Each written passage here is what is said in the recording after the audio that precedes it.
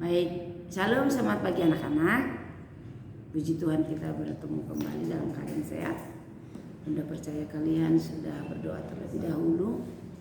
Kita akan belajar tentang bab 11, yaitu tentang iman yang bertumbuh ya. Tentang iman yang bertumbuh. Nah, iman yang bertumbuh adalah iman yang mengalami perkembangan atau pertumbuhan karakter rohani. Jadi di mana ada perubahan kehidupan, misalkan perubahan perilaku dari yang buruk menjadi semakin baik, ya kan? Perubahan ketekunan dalam beribadah, tadinya malas sekarang rajin.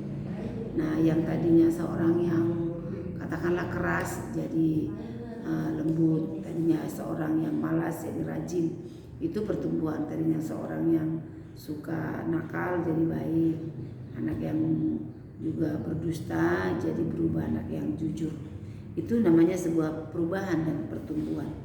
Nah, ada 3 hal yang sangat jelas dalam setiap pertumbuhan, bahkan 4 pertumbuhan rohani yang benar menurut iman Kristen ya.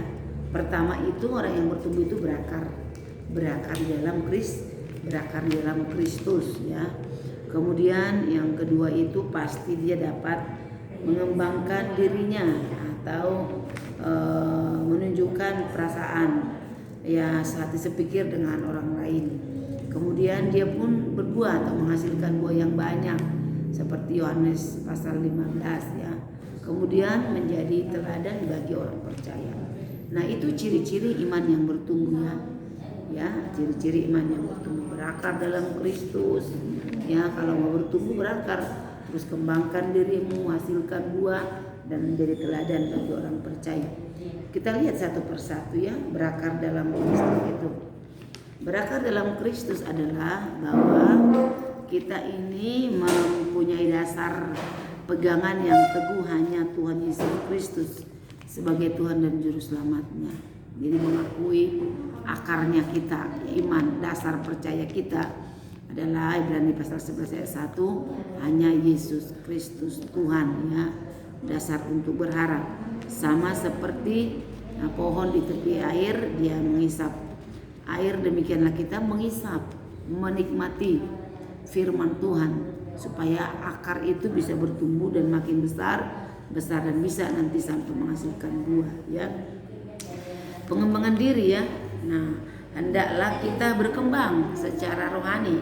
Apa itu berkembang secara rohani? Ya, pikiran kita, perasaan kita langsung terhubung dengan Tuhan. Maka kita pun dapat menghubungkan perasaan kita dengan orang lain ya. Bisa satu perasaan, satu pemikiran atau satu pengertian. Jadi tidak merasa hidup sendiri dan tidak merasa juga hidup benar ya sendiri. Dan kalau kita punya sesuatu dalam diri kita, kembangkan karunia-Nya, potensinya. Kalau kamu punya karunia memberi, kembangkan. Kamu punya karunia bernyanyi, bakatnya kembangkan. Main musik, kembangkan. Jadi seorang yang melukis, kembangkan. Apa itu yang Tuhan taruh dalam hidup kita. Nah, sebagai orang percaya kita harus menumbuh kembangkan apa yang Tuhan kasih dalam diri kita, seperti Filipi pasal yang kedua ayat 5. Nah, kita harus menaruh perasaan, pikiran bagaimana Kristus merasakan dan memikirkan perkara-perkara yang benar untuk kita, merancangkan hal-hal yang benar bagi kita. Maka kita pun harus merancang hal-hal yang benar untuk orang lain. Itu namanya kita mengembangkan firman, mengembangkan diri kita supaya seturut dengan kehendak Tuhan. Nah, banyak orang ya terlihat biasa-biasa saja, tapi ketika imannya bertumbuh orang lain tercengang. Seperti Petrus ya, tadinya adalah seorang penjala ikan, dan Andreas. Tapi ketika dia mengikuti Tuhan Yesus, ketika diajak ikut aku kata Tuhan, dia ikut Tuhan Yesus ya. Mereka lebih luar biasa ketika dipenuhi Roh Kudus. Tadinya enggak pemberani, makin berani berbicara. Tadinya mereka seorang yang biasa-biasa jadi luar biasa. dalam Kisah Para Rasul 2 ayat 7 sampai 8. Peristiwa kepenuhan Roh Kudus di Yerusalem membuat orang lain tercengang, sebab orang-orang yang mengikuti Yesus mengembangkan dirinya. Mereka berkembang, mereka jauh lebih hebat sesudah diilhami oleh Roh Kudus. Memang Tuhan berjanji kalau kita pun menerima Roh Kudus, dipenuhi Roh Kudus dalam diri kita, maka Tuhan berjanji akan menguatkan setiap perkataan, setiap berkat firman yang sudah jadi dalam hati kita. Roh Kudus menolong kita untuk mengerjakannya. Bukan karena kita bisa berbuat baik, bukan karena kita bisa bertumbuh dan berkembang, bukan, tapi karena Tuhan Allah yang ada pada kita. Yesaya pasal 61. Nah, menghasilkan buah, ya, Yohanes pasal 15. Supaya menghasilkan buah ada dua cara. Kalau sudah berbuah, dibersihkan lagi. Kalau enggak berbuah, dipotong carang-carangnya supaya berbuah. Nah, Yohanes pasal 15. Nah, kita berbuah karena kalau kita didasari oleh firman. Kalau kita punya pengetahuan tentang firman Tuhan, kita bisa berbuah. Tapi kalau kita nggak punya pengetahuan tentang firman Tuhan, ya kita sulit berbuah. Nah, firman Tuhanlah yang menuntun mengajari kita supaya kita berbuah. Apalagi kalau kita tinggal di dalam tinggal di dalam Tuhan. Nah, memegang firman itu namanya kita tinggal di dalam Tuhan. Yohanes 15 ayat 4.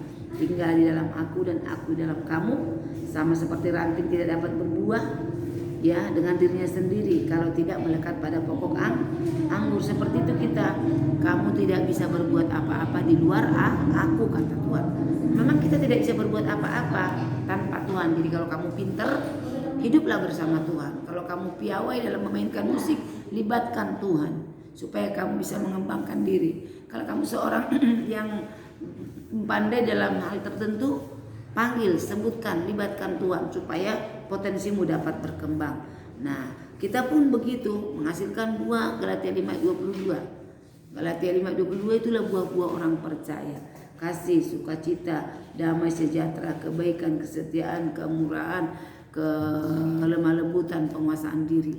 Galatia 5:22. Nah, kita harus punya kasih, kita harus bersukacita, kita harus damai dengan orang lain, kita harus baik, kita harus setia, kita harus lemah lembut, kita harus sabar, kita dapat menguasai diri kita.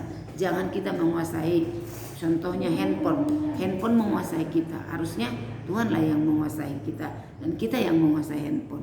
Kita taklukkan handphone itu, jangan handphone yang menaklukkan kita sehingga hari-hari kita habis dengan game.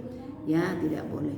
Kemudian yang terakhir, ciri-ciri bertumbuh ya secara rohani, imannya bertumbuh menjadi teladan bagi orang percaya. Nah, banyak orang yang kecewa melihat orang Kristen, gak ada kelihatan keteladanannya.